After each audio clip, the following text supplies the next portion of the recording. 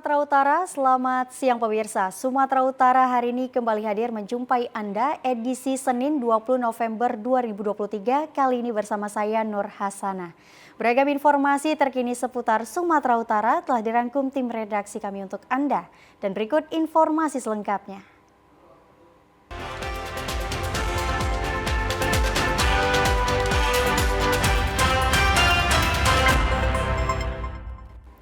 Pemirsa, banjir yang terjadi di permukiman warga dan jalan penghubung Kecamatan Panyabungan, Mandailing, Natal disebabkan buruknya sistem drainase sehingga air hujan meluap.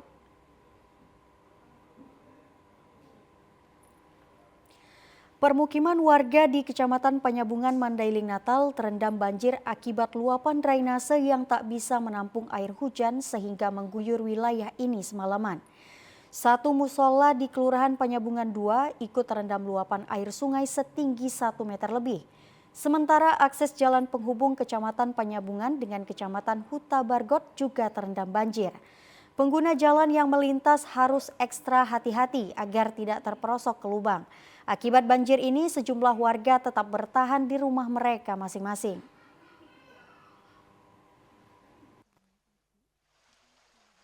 Jadi kalau udah banjir, bisa lagi digunakan musola ini? Nggak bisa lagi Bang digunakan. Kami harap bisalah entah gimana caranya agar nggak masuk lagi air, agar nggak banjir lagi. Pokoknya biar bisa dipakai lah buat sholat doang kan gitu masyarakat sini. Pemirsa, kondisi kerusakan jalan provinsi di wilayah Kecamatan Hili Serangkai, Kabupaten Nias kian parah. Warga mengharapkan jalan tersebut segera diperbaiki, terlebih jelang pemilihan umum dan hari besar keagamaan. Jalan provinsi di wilayah Kecamatan Hili Serangkai, Kabupaten Nias ini merupakan satu-satunya jalan yang menghubungkan 4 daerah, yakni Kota Gunung Sitoli, Kabupaten Nias, Kabupaten Nias Barat, dan Kabupaten Nias Selatan. Kondisi jalan terparah berada di Kecamatan Hili Serangkai, Kabupaten Nias. Jalan ini dibangun melalui program rehabilitasi dan rekonstruksi Aceh Nias usai gempa bumi tektonik 7,2 skala Richter pada tahun 2005 silam. Menurut warga, kerusakan jalan mulai terjadi sejak 10 tahun yang lalu. Kepulauan Nias merupakan zona rawan bencana seperti gempa bumi dan tanah longsor membuat struktur jalan semakin cepat rusak. Salah seorang driver angkutan barang pedesaan, Ama Ayu Mendrova, yang setiap harinya melintasi ruas jalan tersebut, mengaku kondisi kerusakan jalan ini tidak mendapat perhatian serius dari pemerintah Kabupaten Nias maupun Provinsi Sumatera Utara. Warga mendesak pemerintah segera melakukan perbaikan jalan ini untuk memperlancar arus lalu lintas dan perekonomian warga jelang pemilu 2024, Natal, dan Tahun Baru 2024. Kesulitannya Bang, sering sangkut di mobilnya. Harapan kami untuk yang punya kendaraan supaya pemerintah setempat bisa cepat untuk memperbaikinya.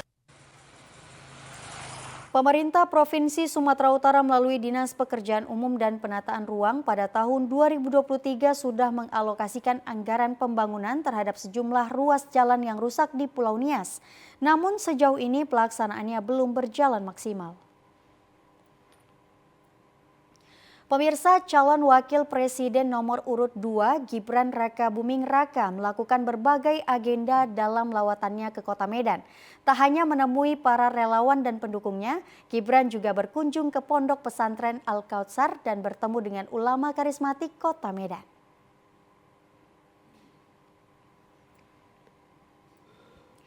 Calon Wakil Presiden nomor urut 2, Gibran Rakabuming Raka mengunjungi Pondok Pesantren Al-Kautsar di Jalan Pelajar Ujung, Kecamatan Medan Denai, Kota Medan. Anak dari Presiden Joko Widodo ini tampak digandeng erat oleh ulama karismatik Kota Medan, Syekh Ali Akbar Marbun, dan diajak berkeliling Pondok Pesantren Al-Kautsar. Gibran yang juga masih aktif sebagai wali kota Solo ini berkeliling Provinsi Sumatera Utara dengan mengunjungi beberapa daerah termasuk diantaranya Kota Medan. Setelah berkeliling dan menyalami beberapa pengurus Pondok Pesantren Al-Kautsar, Gibran dan Syekh Ali Akbar Marbun melakukan pertemuan secara tertutup. Setelah beberapa menit melakukan pembicaraan bersama Syekh Ali Akbar Marbun dan sejumlah pengurus pondok pesantren, Gibran lalu keluar dan tak membeberkan isi percakapan dalam pertemuan tertutup tersebut. Pesannya bagi ulama di Sumatera Utara apa, Mas? Ya, terima kasih sekali. Hari ini kami sudah diterima oleh beliau. Terima kasih, sudah didoakan juga. Ya, semoga semuanya lancar. Sebelum meninggalkan pondok pesantren Al-Kautsar untuk kembali ke Jakarta, Gibran hanya mengucapkan rasa terima kasihnya kepada pengurus pondok pesantren, para ulama serta seluruh masyarakat Kota Medan yang telah menerima kehadirannya dengan baik dan mendoakan dirinya yang akan bertarung dalam kontestasi politik nasional 2024 mendatang. Pemirsa, puluhan masyarakat di Kecamatan Siabu, Mandailing, Natal membasmi hama tikus di lahan pertanian warga di 2 desa. Sebagai penyemangat, setiap tikus atau hewan lainnya yang diburu bisa ditukar dengan uang.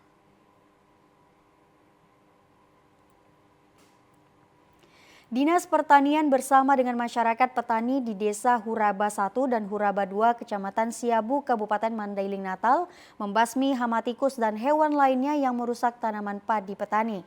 Pemburuan hama ini menggunakan bom asap dan alat gebos api ke sarang tikus agar hama tersebut mabuk atau keluar dari dalam lubang. Hal ini dilakukan masyarakat di 2 desa untuk meningkatkan hasil panen petani pada musim tanam ke depannya, mengingat saat ini hasil panen petani berkurang. Kepala Dinas Pertanian Mandailing Natal, Siar Nasution, mengajak masyarakat agar melakukan pemburuan hama sebelum memasuki musim tanam agar bisa menyuplai beras di Mandailing Natal. Melaksanakan pertanaman seharusnya kita harus melaksanakan perburuan dulu. Supaya ini memang ini betul-betul digalakkan seterusnya yang ada di Huraba 1, yang ada di Huraba 2.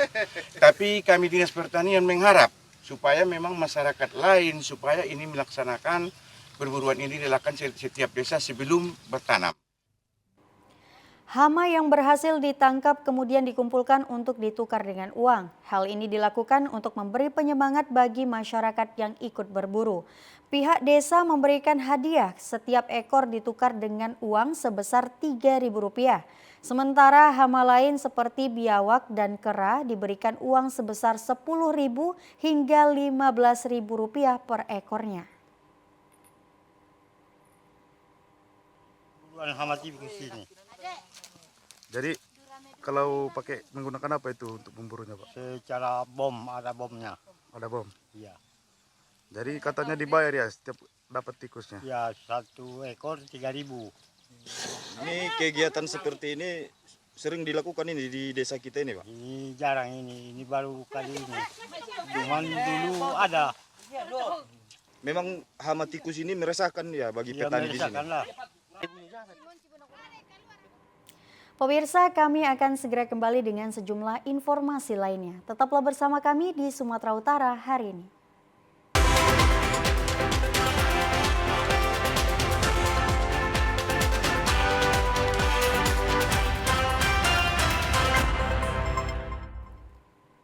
Pemirsa, Lembaga Pemberdayaan Sosial Keluarga LPSK Bunga Teratai Sumatera Utara menggelar rangkaian kegiatan berbagi bersama masyarakat yang membutuhkan.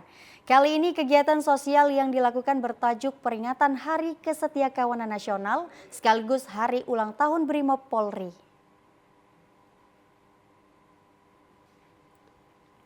Ratusan masyarakat kurang mampu dari berbagai penjuru di Kota Medan memadati gedung Aula Brimopolda Sumatera Utara di Jalan Bayangkara, Kota Medan dalam rangka memperingati Hari Kesetiakawanan Nasional sekaligus Hari Ulang Tahun Brimob Polri. Sebanyak 300 paket sembako yang terdiri dari beras, minyak goreng, gula hingga kopi dibagikan kepada warga yang kurang mampu. Pembagian bantuan sembako ini dilakukan secara bertahap dengan rincian 100 paket dibagikan kepada warga kurang mampu di Kabupaten Tapanuli Tengah, 100 paket di Deli Serdang dan Langkat, serta 100 paket lagi kepada warga kurang mampu di Kota Medan. Harapannya ke depannya makin banyak acara-acara seperti ini yang tujuannya adalah untuk memanusiakan manusia, memberikan lebih banyak pengaruh, dan semoga apa yang kami buat ini bisa menginspirasi lebih banyak lagi donatur untuk kembali kembali mengulurkan tangannya kepada yang membutuhkan. Pengurus LPSK Bunga Teratai Sumatera Utara, Jeffrey, mengatakan dengan digelarnya kegiatan berbagi kepada warga kurang mampu ini diharapkan dapat semakin menumbuhkan rasa kepedulian sosial antar sesama umat manusia tanpa memandang suku, agama, ras, dan antar golongan. Demi membantu perekonomian keluarga, sejumlah ibu rumah tangga menggelar pasar murah unik di Dusun Kampung Ayu, Kelurahan Aik Kanopan Timur, Kecamatan Kualuhulu, Labuhan Batu Utara dengan menukar barang rongsok atau butut dengan sembako.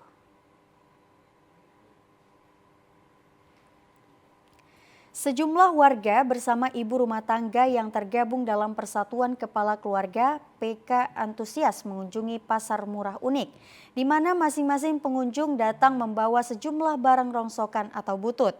Setelah ditimbang, barang rongsokan tersebut dapat ditukar dengan sembako seperti beras, telur, sayur mayur, dan lainnya. Selain menukar barang rongsok, pengunjung juga dapat menukar aneka ragam hasil pertanian dengan kebutuhan bahan pokok. Salah seorang pengunjung, Dewi, berharap pasar murah butut dapat digelar secara rutin karena mereka bisa mengumpul aneka barang bekas limbah rumah tangga yang tidak berharga kemudian ditukar dengan kebutuhan pokok.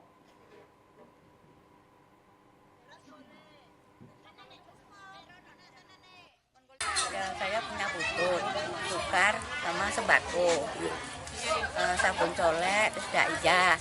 Ini yang dapat beras, saya tukar pisang, 10 sisir, harganya 8.000 satu sisir.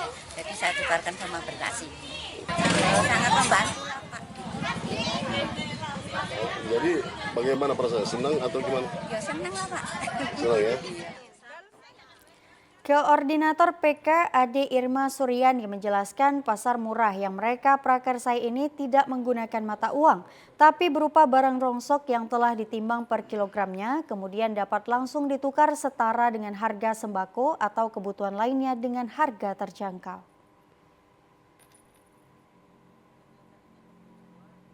Untuk membantu perekonomian para mama-mama, yang mana selama ini butut itu kan menjadi limbah yang tidak terpakai di rumah, terkadang berserakan. Di sini butut itu kami beri nilai untuk menjadi sembako, dapat ditukarkan menjadi sembako. Dan tidak hanya itu, apabila di rumah mama-mama yang kreatif mereka ada sayuran, di sini juga sayuran yang dibawa mereka kita terima untuk ditukarkan menjadi sembako. Jadi kan perekonomian mama-mama itu bisa dapat terpenuhi.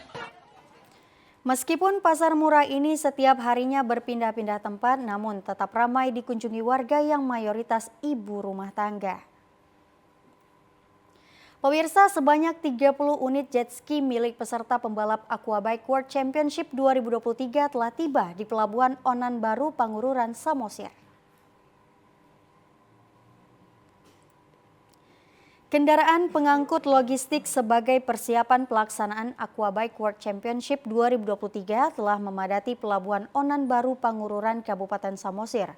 Sebanyak 30 unit jet ski milik pembalap dari berbagai negara peserta Aquabike World Championship 2023 terlihat masih terbungkus rapi di Pelabuhan Onan Baru, Pangururan.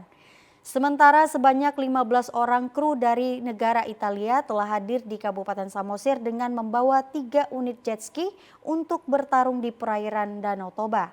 Panitia H2O Racing di Pelabuhan Onan Baru, Pangururan juga sudah mempersiapkan perlengkapan bagi tim peserta Aquabike World Championship 2023. Panitia H2O Steven mengatakan peserta pembalap dari 22 negara belum hadir di Kabupaten Samosir.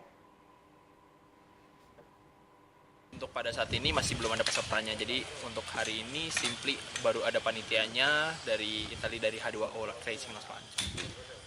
Kalau krunya Bang dari negara mana nih yang sudah hadir? Dari Italia semuanya. Ini berapa orang mereka Bang? Ada sekitar 10 orang, 10-15 orang. Kalau kendaraannya ada berapa di bawah? Tiga kendaraan dari Baligi utama. Aquabike World Championship 2023 ini akan diselenggarakan pada tanggal 22 hingga 26 November mendatang di 4 kabupaten daerah kawasan Danau Toba. Pemirsa, Institut Karate Do Nasional Inkanas menggelar serangkaian ujian kenaikan tingkat atau UKT bagi seluruh karateka se-Sumatera Utara di Makobrimob Polda Sumatera Utara. Sebanyak 1.800 karateka dari berbagai kabupaten kota memadati kawasan Makobrimob Polda Sumatera Utara di Jalan Bayangkara, Kota Medan. Para karateka rentang usia yang datang dari berbagai daerah di Sumatera Utara ini hadir untuk mengikuti ujian kenaikan tingkat yang digelar Inkanas sebagai salah satu perguruan karate yang cukup dikenal dalam skala lokal maupun nasional. Dengan dibagi beberapa sesi dan tempat, para karateka ini tampak serius memperagakan berbagai jurus yang diperintahkan oleh penguji demi mendapatkan nilai yang memuaskan. Ketua Harian Inkanas Medan, Yudi Atmaja, mengatakan ada beberapa kriteria penentu yang akan membuat karateka dinyatakan lulus dalam ujian kenaikan tingkat, yakni para penguji akan memperhatikan hafalan jurus serta praktik penggunaan dalam jurus yang diujikan. Ini adalah ujian kenaikan tingkat Inkanas Sumatera Utara semester genap tahun 2023 yang kami laksanakan di Makobrimob Polda Sumatera. Kegiatan ini adalah program dari Inkanas Sumatera Utara sesuai dengan anggaran dasar. Tujuannya untuk pengembangan dan kualitas. Yudi yang juga menjabat sebagai Ketua Forki Kota Medan berharap dengan digelarnya ujian kenaikan tingkat ini semakin menambah motivasi dan daya saing para karateka untuk meraih prestasi dalam kejuaraan lokal, nasional, hingga internasional. Pemirsa, puluhan prajurit Arhanud kemarin siang mengikuti turnamen tenis lapangan di lapangan Arhanud 11 Kota Binjai. Pelaksanaan turnamen tenis lapangan ini sekaligus memperingati hari ulang tahun Arhanud pertama Resimen Arhanud 2 Sisingamangaraja.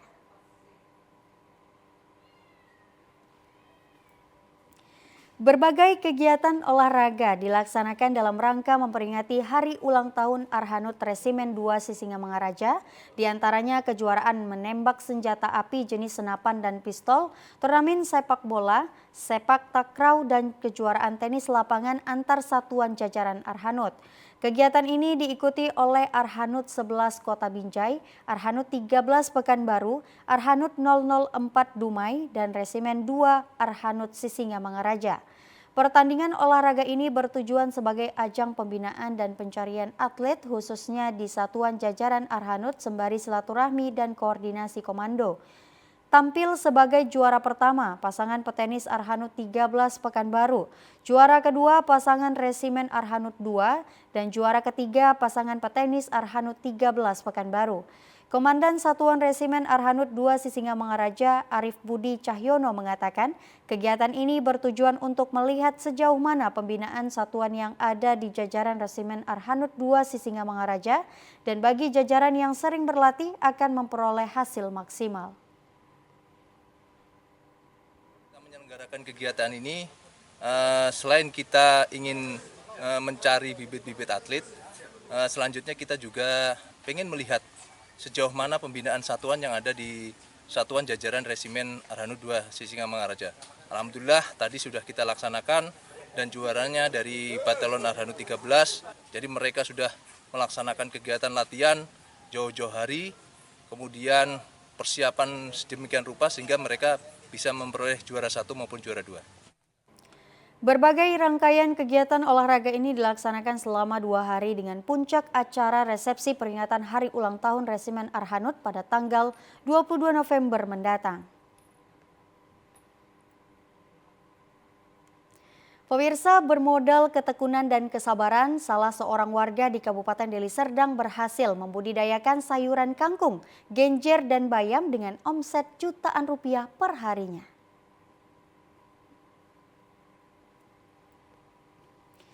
Inilah salah satu lahan di tengah persawahan yang dikelola Muhammad Zeri di Jalan Kenanga, Dusun 3, Desa Baru, Kecamatan Batangkuis, Kabupaten Deli Serdang. Di lahan kontrakan seluas 4 rantai ini, Muhammad Zeri bersama istri membudidayakan sayuran kangkung, genjer, dan bayam. Untuk proses budidaya kangkung dimulai dari pembibitan, lalu disiram setiap pagi dan sore serta diberi pupuk. Hanya membutuhkan waktu 18 hari, kangkung sudah dapat dipanen. Setiap harinya Muhammad Zeri harus menyiapkan sedikitnya 200 ikat kangkung, genjer, dan bayam. Namun dalam proses penanaman sayuran ini, Zeri mengalami kendala sulitnya mendapatkan pupuk bersubsidi dari pemerintah. Sedangkan untuk pemasaran tidak mengalami kendala karena sudah ada pelanggan tetap yang setiap harinya datang mengambil. Sayuran ini juga dijual ke pengepul ke Kota Medan dan ke Kota Binjai.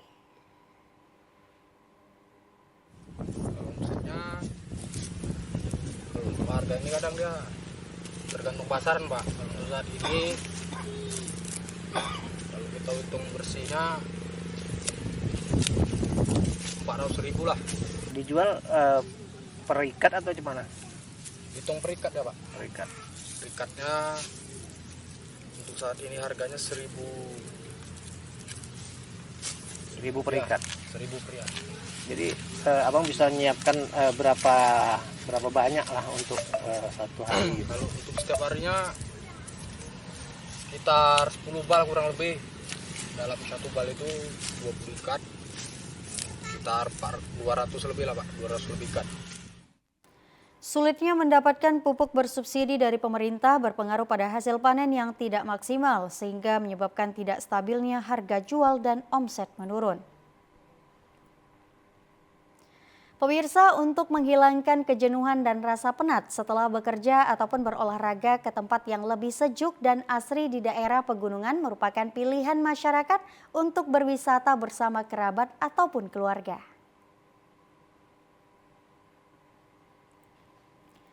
Berwisata sambil berolahraga seperti yang dilakukan perguruan Sil Sifu bersama pelatih dan orang tua sambil berolahraga juga berekreasi agar tidak bosan. Yang selama ini latihan hanya di sekolah saja, namun kali ini berlatih di daerah pegunungan yang sejuk dan asri. Dengan pemandangan hijau di dekat kaki Gunung Sinabung membuat suasana semakin nyaman juga kekeluargaan dan akrab. Berwisata ke Brastagi yang sudah populer dan sangat familiar ini merupakan tujuan untuk dikunjungi karena udaranya yang sangat sejuk dan dingin membuat badan menjadi segar dan sehat. Di kawasan ini banyak menawarkan pemandangan yang sejuk dan arena hiburan. Salah satunya Bukit Kubu yang menyajikan suasana alam yang indah dan menyenangkan bersama keluarga ataupun kerabat. Dengan menempuh waktu 2 jam dari Kota Medan ke Bukit Kubu berlokasi persis di pinggir jalan lintas Brastagi, tepatnya di Jalan Lecen Jamit Ginting, Gundaling, Brastagi, Kabupaten Karo. Bukit Kubu Brastagi menawarkan panorama padang rumput hijau yang sangat menyejukkan mata memandang. Pohon pinus yang berbaris dan bukit yang menanjak serta menurun seolah mendukung kegiatan bermain para pengunjung yang datang bersama keluarga. Beberapa ada yang menunggangi kuda sambil melihat pemandangan sekitar dan ada yang bermain layangan bersama keluarga. Namun ada juga sebagian yang duduk santai di bawah pohon menambah keakraban sambil makan dan tiduran. Diharapkan Kota Brastagi semakin meningkatkan pelayanan dan kebersihan kota sehingga menarik minat wisatawan untuk berkunjung ke daerah Brastagi.